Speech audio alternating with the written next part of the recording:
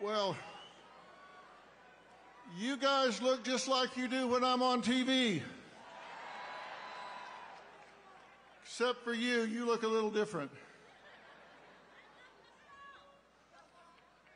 Listen, I love you guys for caring enough about the United States of America to come out here tonight. Thank you so much for caring enough to come out here tonight. I have to tell you, I love this country.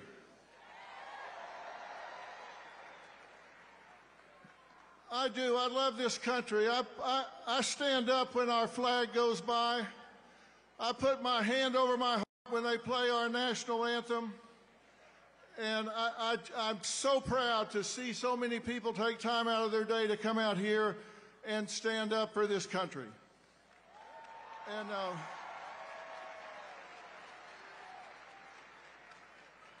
And strangely enough, I'm not here just to stand up for Donald J. Trump.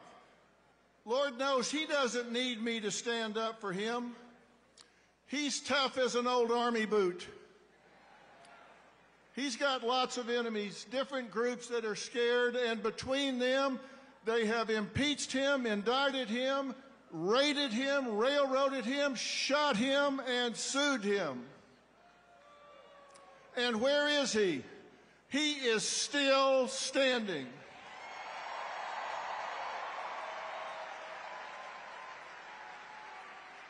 He just keeps on coming because he loves this country too.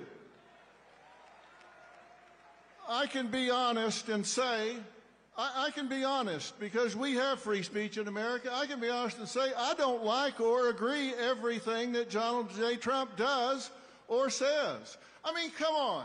Nobody agrees with everything or likes everything somebody else says or does, right? No human is perfect. We don't strive for perfection, we strive for excellence. But you don't have to love everything about someone in order to love them. And the last thing he needs is some celebrity endorsement. What the hell do I know? I know I'm no celebrity to begin with. And celebrities don't know anything about policies or politics. So,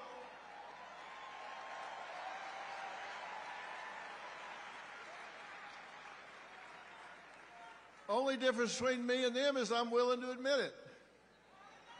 So, why am I here? Well, I'll tell you why I'm here. I'm here to talk to and stand up for the people who have declared their support for Donald J. Trump, or they got found out, or they want to do it, but they're too intimidated. Because you know what happens when somebody in this country says, hey, I'm going to vote Republican, I'm going to vote Donald J. Trump? They get canceled, intimidated, marginalized, excluded, or even fired or boycotted. And you know what that means? In short, that adds up to being bullied. And now we're talking about something I know a hell of a lot about. Now you're in my wheelhouse, buddy. I may not be an expert in politics, but I am an expert about bullying. And bullying is when you seek to harm somebody, you seek to intimidate, coerce, cause distress, fear, risk to their well-being. And it can be physical, verbal, relational, or cyberbullying. And it's always wrong. You said it, my friend. It is always wrong when you bully somebody. And that's what's going on. Now, let me tell you what the critics are going to say when they hear me talking about this. They're going to say, well, now, wait a minute. Come on. Isn't Trump a bully? And let me tell you why the answer to that question is no.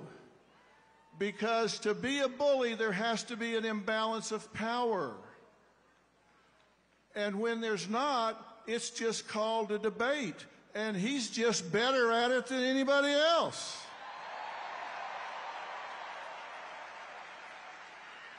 It's called debating. It's called arguing. It's just, it may even name calling, but it's not bullying unless there's an imbalance of power. And whoever he talks to, they've got a microphone, they got on their big boy pants, they got a stage, they got everything else. He's just better at it.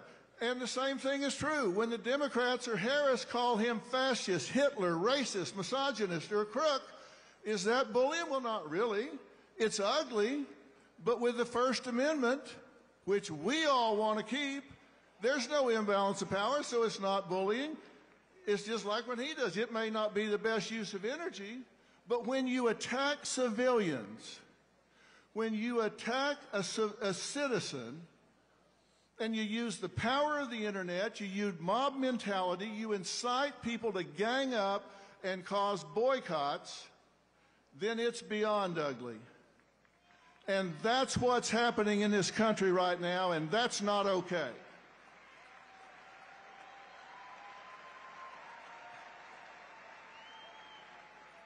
There is an imbalance of power there, and it's time that every one of us close ranks.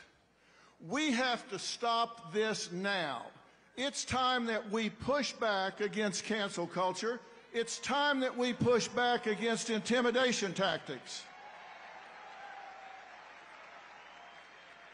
And that is exactly the reason that I launched Merit Street Media, which, by the way, we didn't choose the name for that by random. Merit Street Media. This country was built on hard work, added value, and talent, not on equal outcome, not on DEI.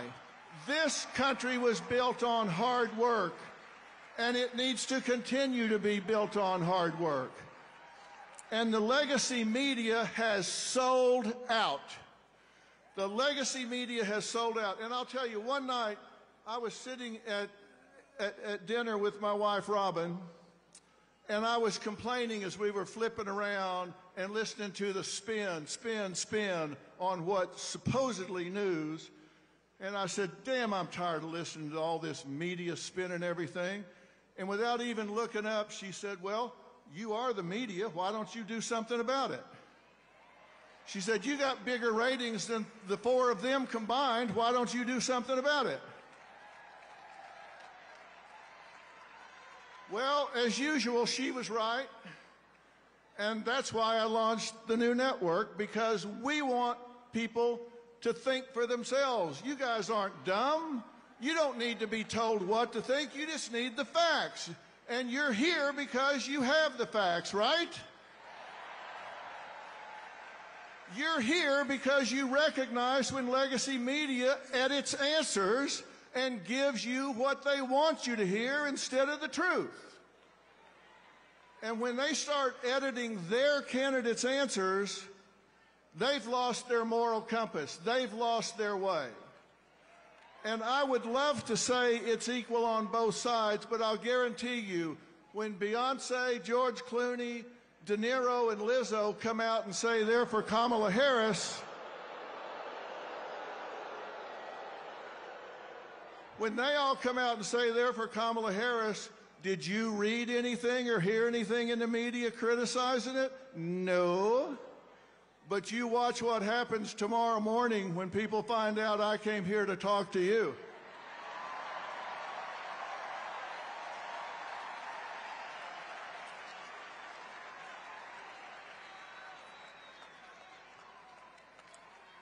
You say this in Hollywood and all of a sudden you ain't got a job. The problem is I don't need one.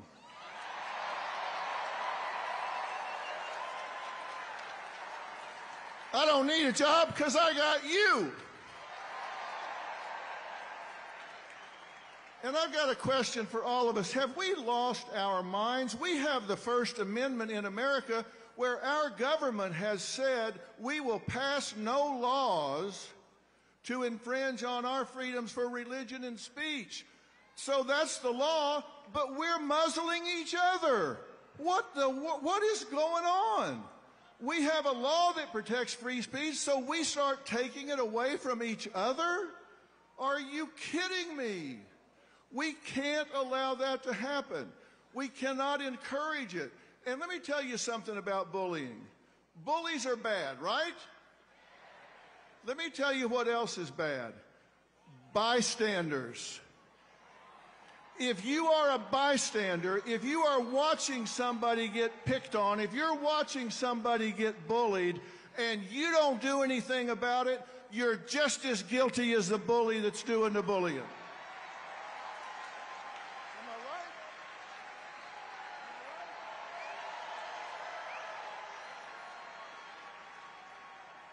I right? I have talked to so many children in schools that tell me the worst feeling they've ever had is being bullied and feeling alone and abandoned when they are picked on and intimidated, when they wished even one person, even one other kid would step up and say, hey, come sit with me at lunch. Don't sit in a stall in the bathroom and cry your way through lunch and eat alone.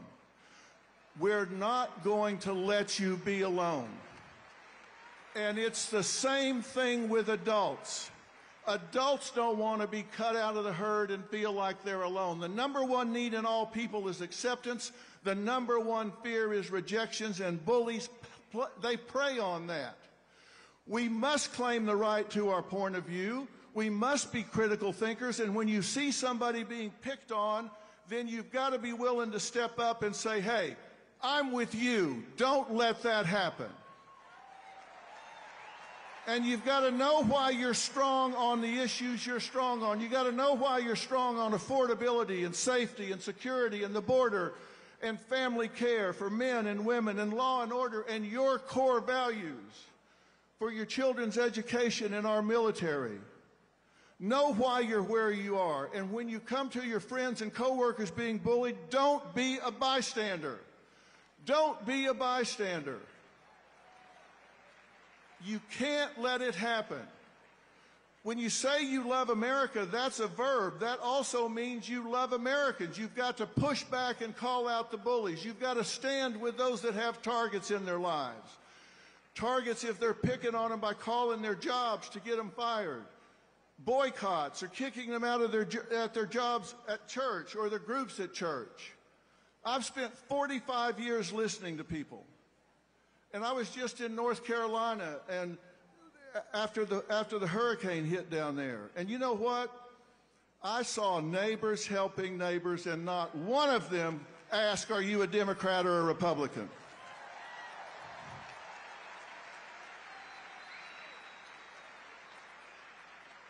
I saw neighbors helping neighbors, and we need to unify this country.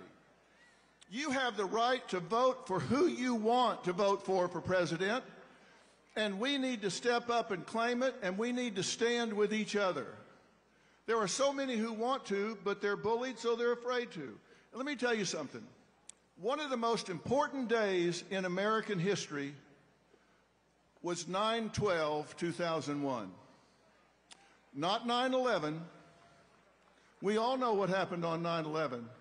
One of the most important days was 9/12, because on 9/12, we all woke up and we were all Americans on 9/12. If you were an American on 9/12, stand up right now. If you were an American on 9/12, stand up right now. That's who we were. That's who we are. And the difference between winners and losers is winners do things losers don't want to do. And we have to stand proud to help our neighbors who want to vote their conscience and not be afraid. No one should be alone. No one should feel abandoned. No one should have their business boycotted. If you hear somebody's getting their business boycotted, you should get your friends and make sure their business gets doubled. If somebody pulls their advertising from your friend's business, you should let those advertisers know you're going to spend the rest of your life making sure that advertiser is boycotted until they do the right thing. You need to let people know this is over in America. We're going to unify this country. We're going to listen and not be intimidated. We're going to go out and lead by example. Let's quit complaining about what is and start doing something about it. If your neighbor wants to vote the other way, say fine, go vote the other way. I'll love you anyway. Let's lead by example. If they want to do it, let them do it. Love them anyway. But as for you, the collective you, I don't want you to just listen and say, nice talk, Dr. Phil. I want you to march in your life. I want you to march with your beliefs. I want you to not be intimidated. Don't be stopped, and don't just vote. Take 5 people with you. Like I said, the difference between winners and losers is winners do things losers don't want to do. And what they do is they take actions toward known outcomes. They deal with the truth. They set goals, and they go after them with passion. And it's time for us to bring it home.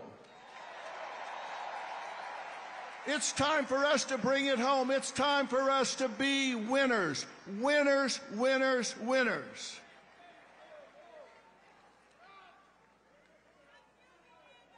I started by telling you I love this country. I'll finish by telling you I love this country, and I love you for loving this country.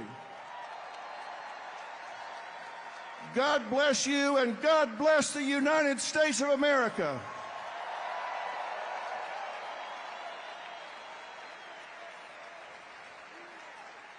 And before I leave, ladies and gentlemen, please welcome the next Vice President of the United States, Senator J.D. Vance.